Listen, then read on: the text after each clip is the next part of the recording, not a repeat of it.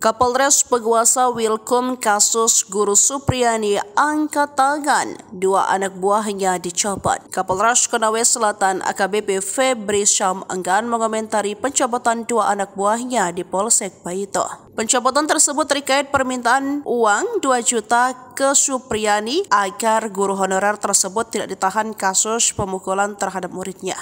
AKBP Febri hanya membenarkan telah menarik 2 personelnya yakni Kapolsek Baito Ibtu MI dan Aibda AM yang menjabat Kadit Reskrim Polres Konsel. Saat ditanya apakah 2 anak buahnya itu dicopot karena terbukti meminta uang 2 juta ke Supriyani agar tidak ditahan saat penyidik kasus di Polsek Baito, Febri tak mau berkomentar. Kapolres Konsel hanya mengungkapkan penarikan personel untuk menurunkan tensi karena desakan publik. Sebelumnya Ibtu Boy Idris dan Aibda Amiruddin diperiksa Propam Polda Sultra. Keduanya terindikasi melakukan pelanggaran etik dalam penanganan kasus dugaan penganiayaan anak polisi yang menjerat Guru Supriyani sebagai terdakwa. Ibtu Muhammad Idris dan Aibda Amiruddin diduga meminta uang 2 juta dalam kasus yang menjadi sorotan publik tersebut. Soleh mengatakan pemeriksaan terhadap keduanya terkait indikasi permintaan uang 2 juta kepada Supriyani. Indikasi itu dari hasil temuan tim internal yang dibentuk Polda Sultra untuk menangani kasus Guru Supriyani yang viral dan menjadi perhatian publik. Jika dalam pemeriksaan kode etik keduanya terbukti bersalah, maka akan dikeluarkan surat perintah penempatan khusus atau parsus. Dalam kasus dugaan pelanggaran etik ini, Propam Polda Sultra pun sudah memeriksa sejumlah saksi dari kalangan polisi termasuk Aibda WH. Selain itu, Propam Polda Sultra pun turut memeriksa Kepala Desa Wanwaraya Supriyani dan suaminya.